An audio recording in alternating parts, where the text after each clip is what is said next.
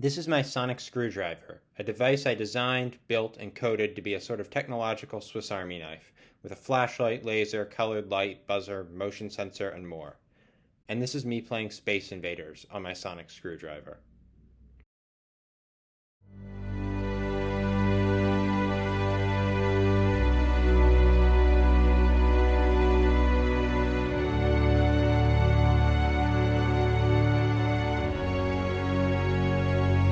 For those who don't know, Space Invaders is a classic arcade game. Gameplay is pretty simple. Basically, the player controls some sort of turret and needs to shoot at alien ships which move towards the ground. If any of the ships reach the ground, the player loses.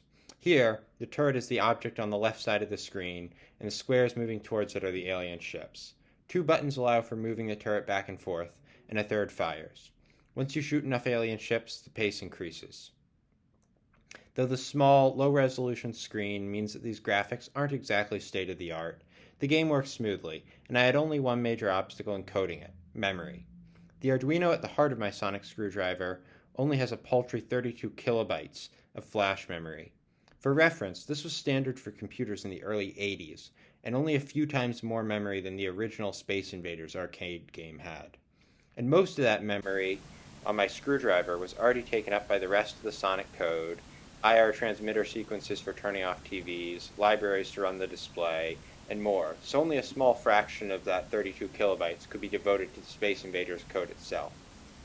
After cleaning up memory by optimizing other parts of the code, I was eventually able to make space for the Space Invaders program. I won't pretend that this is anything even approaching the world's best video game, but it is mildly entertaining. And, more importantly, there's a good reminder here. Our world is growing increasingly complicated, and much of the technology that we use is essentially a black box, which individuals are essentially unable to understand, much less replicate or control. But by building and coding this device myself from components, I have near total control over what it does and a commensurately good understanding of how it works.